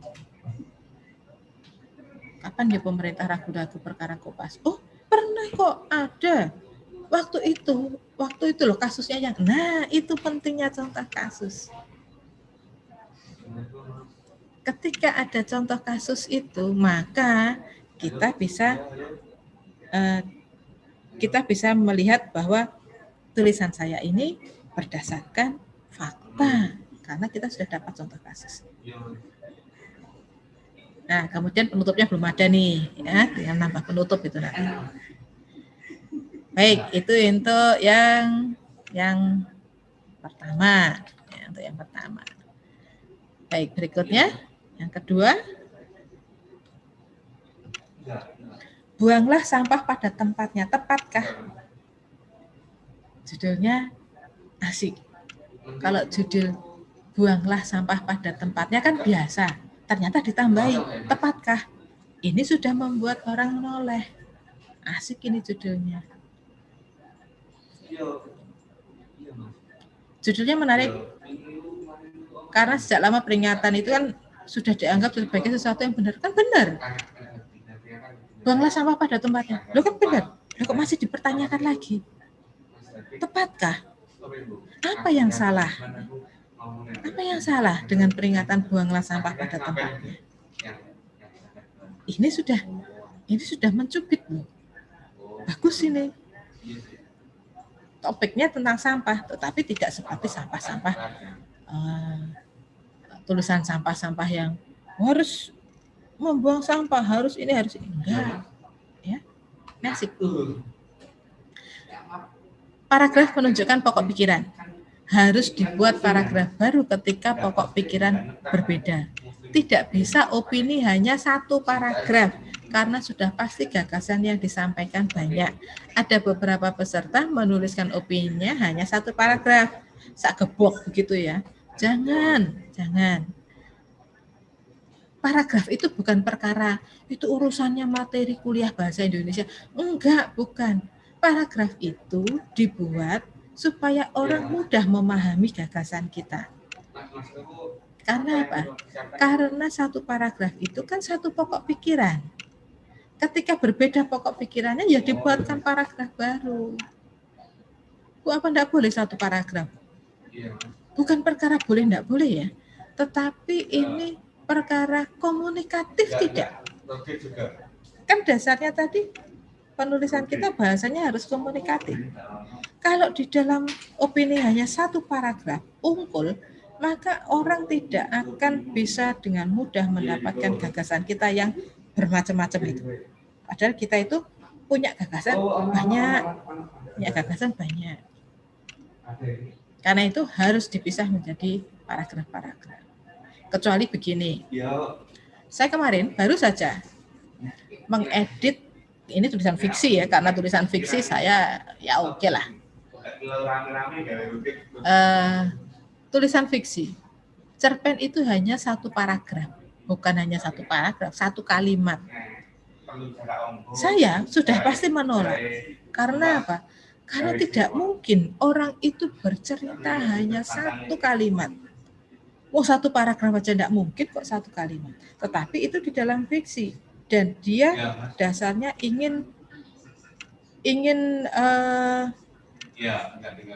membuat apa ya, eksperimen. Ya sudah, kalau ingin membuat eksperimen ya silakan. Tetapi dalam opini jangan satu paragraf aja tidak bunyi kok. Jadi harus dipisah-pisah gitu. Jadi mengapa saya ngotot, ya buatlah paragraf baru setiap pokok pikiran. Itu untuk memudahkan kita yang menulis, juga memudahkan orang yang membaca tulisan kita. Karena apa yang ada di otak kita itu sudah teratur. Oh, mau dia ini. Oh, maksud dia ini. Gitu. Urusan paragraf tuh. Kemudian topiknya menarik, tetapi jika solusinya dilemparkan kembali ke produsen untuk membuat kemasan ramah lingkungan, tentu jauh panggang dari api. Maksud saya begini, karena solusi yang ada di sana seharusnya produsen minuman itu sudah berpikir membuat kemasan yang ramah lingkungan. Nah, kalau opini kita kemudian solusinya seperti itu, jauh banget gitu loh ya. Produsen itu jauh di sana, makanya saya sebut jauh panggang dari api. Kecuali kalau bisa dengan cara begini, mengajak 100 orang untuk menuliskan opini tentang produsen yang harus membuat kemasan yang ramah lingkungan. 100 orang sebarkan, baru ini akan ada efeknya. Tetapi kalau hanya satu orang kemudian berteriaknya produsen harus membuat kemasan ramah lingkungan, jauh panggang dari api. Dekatkan ke kita. Nah, unsur kedekatan tadi loh ya. Apa yang bisa kita lakukan? Dengan kondisi seperti ini, produsen membuat kemasan air mineral yang dituliskan di sana ya, kemasan air mineral. Apa yang harus kita lakukan? Solusinya apa? Solusinya harus dekat dengan kita. Yang kemungkinan bisa kita lakukan. Misalnya, solusi alur tentang membuang sampah pada tempatnya itu yang ditunggu. Bagaimana mengedukasi masyarakat untuk sedikit mengonsumsi sampah, itu yang penting. Misalnya, membawa kotak makan ketika membeli makanan matang, membawa muk ketika pesan boba aneka rasa. Kalau yang ini ngawur nih. Anda mau ke mall begitu, terus pesan boba rasa boba rasa matcha begitu, katanya nyodorkan muk. Enggak usah pakai kemasan plastik, saya bawa muk, saya bawa tumbler sendiri. Tapi ya siapa tahu Ya solusi kan sembarangnya nulis atau solusi yang lain. Tapi judulnya asik ini. Judulnya asik. Topiknya menarik, ya, topiknya menarik. Setelah membuang sampah pada tempatnya, terus apa yang dilakukan? Kan biasanya selesai. Nah, si penulis opini ini bukan, tidak selesai. Ketika kita membuang sampah pada tempatnya, itu merasa bahwa kita sudah menjadi orang baik karena sesuai dengan slogan yang digembar-gemborkan sejak kita kecil, buang sampah pada tempatnya. Apakah itu selesai? Belum. Lalu bagaimana? Nah, inilah si penulis opini kemudian menjabarkan mengapa perlu ada langkah setelah membuang sampah pada tempatnya. Menarik topiknya. Berikutnya, opini mengenai sampah. Itu judulnya asli dari sana. Belum ada judulnya itu. Pertajam bagian membuang sampah sembarangan. Topik itu sudah banyak dibahas. Apa yang harus dimunculkan supaya orang tertarik? Nah, kalau orang membuang sampah sembarangan itu kan sudah sejak saya kecil sampai sekarang ada. Guru-guru di SD saya itu orangnya kenceng banget. Yang namanya buang sampah tidak boleh sembarangan itu sudah sejak saya SD 6 tahun loh. 6 tahun. Dan itu ternyata menjadi kebiasaan. Setelah makan permen, tidak ada tempat sampah. Permen itu saya untel-untel, saya masukkan sampah. Ransel saya, kalau dibongkar, isinya sampah-sampah seperti itu. Kalau tidak menemukan tempat sampah. Betapa pendidikan itu penting ya. Untuk menanamkan itu kan harus didrill terus. Nah, topik itu sudah banyak dibahas. Membuang sampah sembarangan. Apa yang harus dimunculkan supaya orang tertarik? Lihatlah sekeliling. Atau kembali ke diri kita sendiri. Ketika kita pesan paket, barang dikirim lewat paket, berapa lapis bungkusnya? Berapa banyak karton yang dipakai? Plastik yang melapisi. Kemudian plastik belenduk-belenduk yang saya praktisi itu. Setelah barangnya diambil, kemudian benar, oke, beres, terus diapakan sampah-sampah itu. Itu kan kita banget itu. Kita banget. Kartonnya berapa banyak? Plastik rangkep-rangkepnya. Plastik gendut-gendutnya itu. Diapakan? Dibuang tempat sampah. Nah, ini kalau misalnya ini muncul, opini yang ini muncul, kemudian yang tadi, nggak tahu tadi milik siapa, saya memang sengaja tidak melihat nama. Opini tentang buang sampah pada tempatnya, tepatkah? Nah, itu bisa menjadi lanjutan dari opini ini. Misalnya nih, opini mengenai sampah, membuang sampah pada tempatnya. Yang ini dimuat. Kemudian, seperti yang tadi, opini yang kita sampaikan kepada publik, itu bisa menambah wawasan.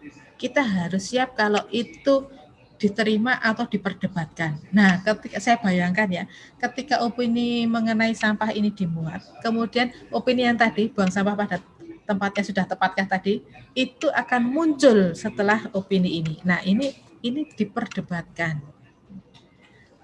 Buang sampah pada tempatnya, oke, ini opini yang sekarang. Muncul nih. Setelah itu, opini yang tadi, sudah tepatkah? Masa iya? Cuma membuang sampah pada tempatnya. Setelah itu ngapain? Ini yang dimunculkan. Ini namanya diperdebatkan itu ya ini. Jadi berdebat itu enggak perkara kamu salah, kamu berat, enggak, bukan perkara itu. Ketika tulisan tentang membuang sampah pada tempatnya ini dibahas, selesai, oke, ada solusinya. Kemudian si penulis opini yang tadi nyusul, oh enggak bisa, tidak cukup hanya membuang sampah pada tempatnya. Karena alur setelah itu harus kita lakukan. Itu. Kalau sudah ada opini seperti itu, asik ini opini ya. Wawasan pembacanya bertambah banyak. Sudah mendapat wawasan di opini tentang sampah ini, kemudian didebat di opini sampah tepatkah tadi. Nah, orang berpikir, iya ya. Seharusnya ada langkah-langkah lagi. ya, langkah-langkah lagi. Tuh, ini bisa ini untuk debat-debatan. Nah, supaya tajam, data fakta contoh kasus yang menjadi dasar argumentasi harus kuat. Jika tidak, ini hanya karangan bebas tentang membuang sampah pada tempatnya. Cari contoh kasusnya, kuatkan dengan data. Di Surabaya, misalnya Anda orang Surabaya ya, di Surabaya berapa sampah yang dihasilkan oleh warganya setiap hari? Datanya dari mana? Dari Dinas Pertamanan. Lihat di sana. Berapa sampah yang dihasilkan oleh warganya setiap hari? Merepotkankah yang seperti itu? Cari contoh kasusnya. Suatu saat Surabaya pernah kebanjir, pernah dipenuhi sampah karena TPA penuh, kemudian truk pengangkut sampah ini tidak mencukupi. Jadi yang namanya sampah di pool sampah itu luar biasa sampai melimpah luber ke tengah jalan begitu. Itu berlangsung 5 hari. Dalam waktu 5 hari. Seperti itu terus. Wah, luar biasa. Surabaya dikepung sampah pada saat itu. Cari datanya di googling lah, nanti kan ada contoh itu. Kalau disebutkan sampah menyumbat aliran sungai, sungai yang mana? Di mana sungai itu? Kapan terjadi? Harus ada. Jangan-jangan itu bukan karena sampah, tetapi karena pengaruh air laut yang pasang bersamaan dengan hujan lebat di darat. Nah, kalau kita sudah mulai menulis opini dan berdasarkan data fakta contoh kasus, tidak boleh meleset. Ya, kalau sudah disebutkan, misalnya di Gresik beberapa minggu ini kena banjir terus ya, surut sebentar banjir lagi. Banjir, contohnya di Gresik, tanggal ini banjir. Sampah, membuang sampah sembarangan. Bisa dikeplak orang Gresik itu nanti. Karena apa? Karena banjir mereka itu mungkin karena sampah, tetapi yang pasti karena air laut pasang, hujan turunnya sangat deras. Ya sudah, airnya tidak bisa kemana-mana. Gitu. Jadi contoh kasusnya harus jelas. Sungai di mana, kapan terjadinya, kemudian benarkah sampahnya yang menyumbat itu. Lebih baik tidak jauh-jauh ya, lihat di sekeliling. Kalau memang ada sungai di sekitar rumah atau di tempat yang kita lewati, itu biasanya kok jembatan itu kan menjadi tempat untuk melempar sampah ya, melempar begitu. Nah, itu bisa disebutkan. Misalnya ya, contohnya sungai yang melintasi perbatasan Sidoarjo dan Surabaya di pertigaan Medaeng itu dipenuhi sampah. Nah, kalau sudah begitu, contoh kasusnya muncul tanggal berapa. Baik, berikutnya. Isu presiden 3 periode. Asik ini. Kalau ditarik ke politik, kok nulisnya opini yang begitu ya, mbok yang biasa-biasa aja. Wah, yang suka-suka Inggris Bu, opininya. Isu presiden 3 periode. Judul itu saja sudah asik. Isu presiden 3 periode sekarang sedang hangat ya. Aktual iya, informatif iya, opininya ini ya. Kemudian apalagi kedekatan iya. Human interest masuk. Apalagi? Ya nanti Anda lihat kemudian dicek lagi dengan idenya itu.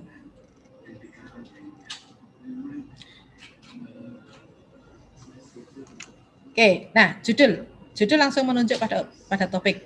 Kalau mau nakal bisa loh. Jadi kan kalau yang namanya editor atau orang yang membaca opini orang yang sudah jadi itu kan bisa memberi alternatif. Kalau yang nulis sendiri, aduh sudah alternatifnya ini yang paling baiknya, enggak apa-apa. 2 periode masih kurang. Judulnya gitu. 2 periode masih kurang. Nah, 2 periode masih kurangkah? Atau mengapa harus 3 periode? Sembarang. Tapi judul isu presiden 3 periode aja sudah menarik. Secara keseluruhan bagus. Ditambahkan lead supaya orang tertarik. Misalnya, waktu 10 tahun untuk menjabat sebagai presiden sudah diperhitungkan saat peraturan itu dimunculkan. Jika selama kurun waktu itu ternyata masih banyak pekerjaan,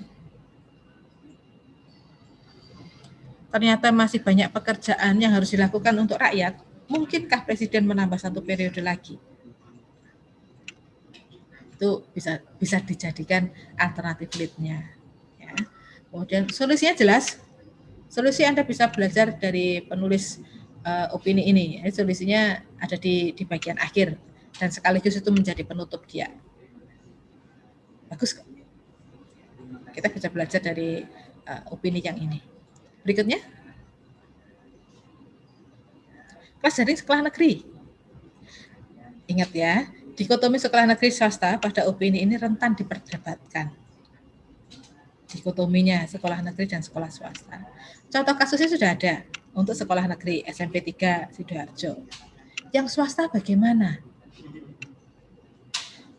Contoh kasus yang untuk sekolah negeri mereka tidak punya laptop, mereka tidak punya paket data. Lalu swasta, saya membayangkan yang diperdebatkan head to head-nya itu negeri swasta, negerinya SMP 3, swastanya itu sekolah swasta yang bagus. Jangan pernah lupa, ada sekolah swasta yang pinggiran. Lebih melas daripada yang sekolah negeri. Jadi, rentan sekali diperdebatkan kalau kita menulis tentang membedakan sekolah negeri dan swasta. Ini yang harus hati-hati. Lebih baik jika tidak dibuat head-to-head negeri swasta, tetapi fokus pada kesulitan siswa belajar daring. Jadi, misalnya contoh kasusnya di SMP 3, siswa tidak bisa belajar daring. Mengapa? Karena dia harus membantu orang tuanya. Karena situasi rumahnya tidak bisa membuat fokus anak-anak untuk belajar. Nah, itu yang justru yang harus dibahas. Ya. Itu bisa menarik kalau yang seperti itu. Kemudian kalau sudah seperti itu, solusinya akan muncul. Dengan kondisi seperti itu, apa obatnya? Apa obatnya itu maksudnya apa solusinya? Gitu. Berikut. Sepak bola. Nah, sepak bola. Opininya ringkas, tapi bisa dibahas panjang. Seperti apa Liga Champion musim 2020-2021? Dengan situasi seperti ini, adakah perubahan yang mencolok? Itu yang harus ditambahkan. Jika disebutkan Bayern akan menjadi pemenang karena kedalaman squad, seberapa dalam orang harus ditunjukkan. Punya banyak pemain yang skill individunya sangat baik. Siapa mereka? Apa skill andalannya? Ketika Anda bisa menyebutkan nama-nama itu dengan skillnya mereka, ada beberapa begitu, orang jadi tahu bahwa wawasan Anda tentang si Liga Champion dengan andalan Anda ini, jagoan Anda ini, orang paham bahwa dia memang asik ini orang ini. Dia wawasannya luas. Rekor mereka yang belum pernah kalah, seperti apa kemenangan mereka? Ini kan sudah saya jelaskan, Bu, dalam 2 musim terakhir ini. Nah, itu yang harus dijelaskan. Kemenangan yang seperti apa? Siapa tahu ada kemenangan yang spektakuler. Anda ceritakan, itu kekayaan Anda. Ketika Anda bisa menuliskan itu asik, orang bisa melihat, iya, dia memang wawasannya luas nih. Paparan atau prediksi kemenangan karena bertumpuk alasan, itu yang ditunggu. Mengapa dia bisa menang? Karena seperti ini. Komentator sepak bola itu dicari karena pengetahuan mereka yang luas dan analisis mereka yang tajam. Tinggal Anda, kalau selama ini hanya memperhatikan kemudian saling cerita ngotot-ngototan sama teman, nah itu yang dimasukkan ke dalam untuk tulisan. Tuh, berikutnya.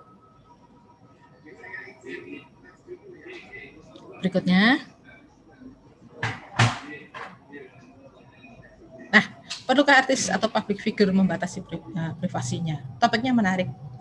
Yang harus dikoreksi adalah penulisan yang hanya 1 paragraf, ya seperti yang tadi saya jelaskan. Fakta dan datanya harus ada. Siapa dia? Bagaimana dia menutup diri? Bagaimana dia membuka diri? Seperti apa fans yang memaksa mereka untuk membuka wilayah pribadi? Cari adakah artis yang teguh membatasi wilayah pribadi dan wilayah yang bisa dinikmati oleh publik. Siapa dia? Seperti apa? Bagaimana caranya? Nah, kalau Anda bisa mendapatkan itu, orang bisa melihat bahwa wawasan Anda tentang artis dan privasi yang harus dijaga itu asik, ya. Kelengkapan seperti itu yang menunjukkan keluasan wawasan. Topik itu menarik jika dibawa kepada wilayah yang serius. Misalnya, artis yang tidak membolehkan orang mengetahui tentang keluarganya. Cari, Anda pasti lebih pintar mencarinya daripada saya. Atau sebaliknya, artis yang menjadikan sebagian kehidupannya sebagai reality show. Bangun tidur, molet, menguap, gosok gigi, semuanya ditunjukkan. Baik, terus berikutnya.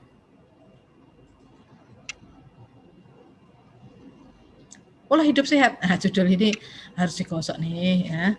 Pola hidup sehat orang nggak bakalan noleh. Misalnya ganti aja lah alarm bagi tubuh atau stop stres sayangi jantung atau jalur mudah untuk sehat.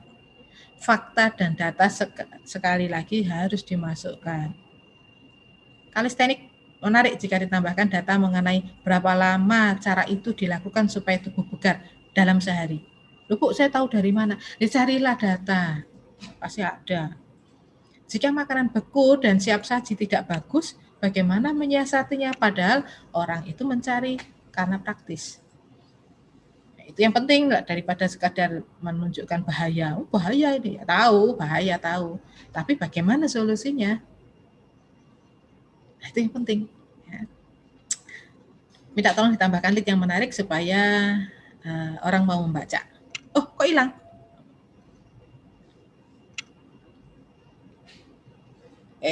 Tambahkan lead, kemudian misalnya ada banyak alasan untuk mager, demikian juga alibi untuk makan enak. Kalau ingin hidup sehat, bisa kok menyiasati mager dan tetap bisa makan enak.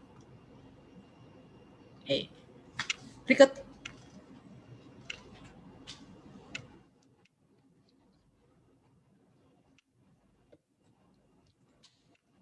Selesai. Selesai ya. Yang dua tidak saya bahas. Kemudian yang satu yang kesingsal tadi. Yang kesingsal sudah dibagikan ke peserta enggak? Yang satu yang nyusul tadi sudah dibagi ke peserta ya. Ini koreksi saya. Koreksi saya lisan aja ya. Ini sudah saya tuliskan.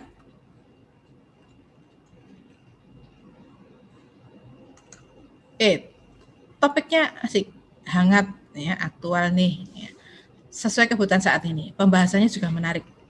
Ini yang terakhir ya, yang terakhir. Fakta tentang kopi di Banyuwangi dan peluang usahanya sebaiknya dikuatkan dengan contoh kasus. Sebut saja kafe yang melakukan petik olah saji itu. Kalau itu disebutkan, opininya jadi kuat, ya, jadi kuat. Solusinya juga menarik. Solusinya di bagian akhir-akhir itu ya, coba Anda baca, solusinya juga menarik. Yang harus diperbaiki, penulisan satu paragraf. Nah, sudah saya cerewet lagi kalau paragraf. Selanjutnya, kembali melihat sekeliling dan jadikan itu bahan opini. Itu yang terakhir. Kalau mau judulnya, saya usul nih, tengok kiri kanan jadilah pekerjaan. Tengok kiri kanan jadilah pekerjaan. Karena yang dituliskan di tulisan terakhir, peserta terakhir ini tentang kegalauan generasi milenial yang tidak bisa mengakses pekerjaan formal. Aduh, sorry. Saya matikan dulu.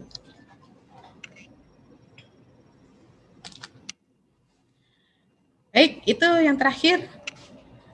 11.43, waktu saya sampai 11.45 dah. Tidak melewati. Oke, terima kasih Bu Enda sudah membahas karya-karya dari peserta. Sekarang kita terbuka saja untuk pertanyaan dari peserta. Mungkin ada pertanyaan bisa ditanyakan di kolom chat ya. Mungkin sambil nunggu, ini saya ada pertanyaan nih Bu. Ya. Oh, ini ada pertanyaan dari peserta dulu nih. Saya ingin bertanya, apakah topik opini yang dibahas harus sejalan dengan latar belakang penulis? Misalnya saya mahasiswa ekonomi, apakah bisa menulis opini di luar topik ekonomi? Terima kasih. Baik, saya jawab. Tidak selalu ya. Tidak selalu harus sesuai dengan pendidikan kita. Tetapi harus topik yang kita kuasai. Nah, biasanya kalau sudah pendidikan saya ekonomi, saya lebih gampang untuk menulis tentang ekonomi. Apakah saya tidak bisa menulis tentang topik yang lain? Ya bisa, asal topiknya dikuasai. Bisa-bisa saja. Kan kita bisa belajar. Anda kan sekarang dimudahkan ya, Anda dan saya itu dimudahkan bisa belajar dengan mudah hanya di depan laptop gitu loh ya. Baik, bisa. Tidak harus selalu sesuai dengan latar belakang pendidikan kita. Baik, itu lainnya. Ya, apakah menjawab untuk Jessica Christian? Oke, terima kasih. Mungkin sambil menunggu mungkin ada pertanyaan lain, saya mau bertanya nih Bu.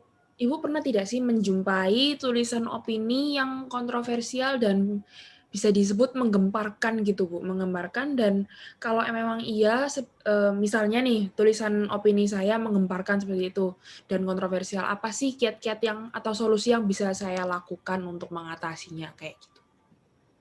Ini saya sebagai penulis opini atau saya sebagai redaktur? Ibu sebagai redaktur deh gitu, Ibu yang menangani. Kalau saya menemukan tulisannya seperti itu harus dihitung. Saya harus menghitungnya panjang begitu ya, panjang. Nomor 1, kontroversi ini pasti akan menarik perhatian. Ya, menarik perhatian. Kemudian, kalau sudah menarik perhatian, saya harus berhitung. Apakah menarik perhatiannya ini positif atau negatif?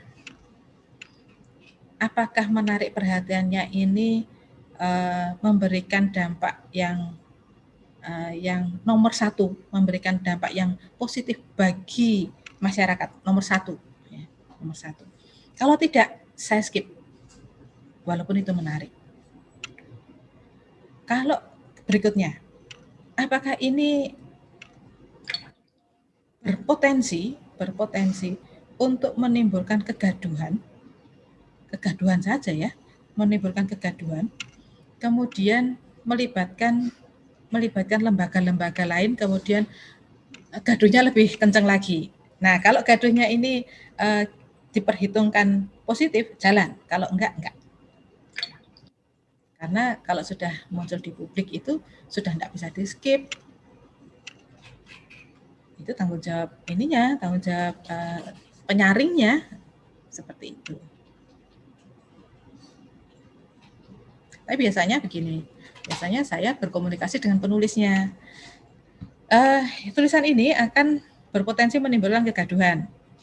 Sudah siap enggak? Kalau dia tidak siap ya jangan. Kalau misalnya dia siap, nah ada bagian-bagian yang rentan. Karena ini nanti pasti akan diperdebatkan. Karena yang sebelah ini pasti akan memancing lembaga tertentu untuk muncul dan berdebat. Seperti itu. Itu harus diperhitungkan panjang begitu ya. Jadi kalau ada yang seperti itu ya berlapis-lapis. Gitu. Oke, ini mungkin saya tutup satu pertanyaan terakhir Bu sebelum kita mengakhiri semuanya. Selama pengalaman Ibu selama ini, kesalahan apa sih yang paling sering Ibu temui dari penulis dalam menulis artikel opini? Yang pertama bukan perkara argumentasi. Kalau argumentasi masing-masing biasanya kuat. Yang pertama itu justru solusinya. Nah, kalau solusinya biasa-biasa saja, orang sudah sama-sama tahu jangan membunuh. Ya sudah, solusinya ya hindari pertikaian. Nah, ya saya sudah tahu kalau seperti itu. Ya solusinya yang unik dari engkau itu apa? Jadi ini loh ada pencerahan kayak begitu. Nah itu biasanya yang sulit ya, karena orang bisa saja berargumentasi, bercerita, memaparkan segala macam, tetapi ketika sudah masuk solusi ya diam, ya enggak punya solusi. Ya enggak punya solusi ya jangan membuat opini di media gitu.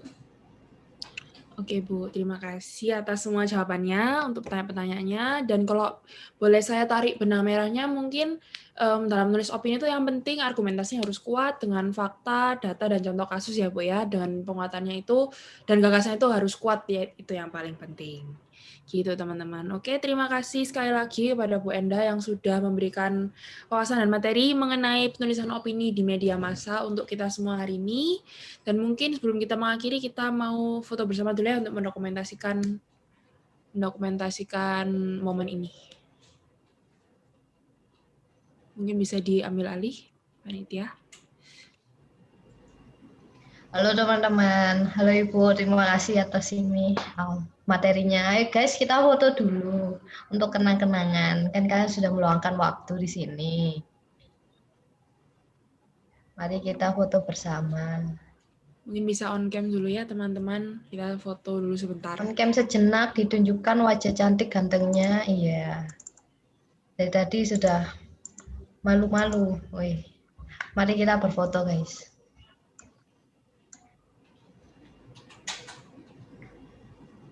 Nih. Mungkin Sally, Jonathan, Alvin, Jasmine. Bagaimana? Ya. Halo guys, akhirnya melihat wajah kalian. Yang lain bagaimana? Udah langsung saja ini? Ya, boleh langsung saja. Oke. Mari kita foto. 1, 2, 3. Oke. Lagi ya. Sebentar.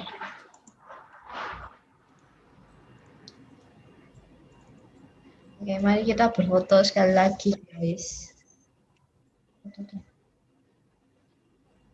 1, 2, 3.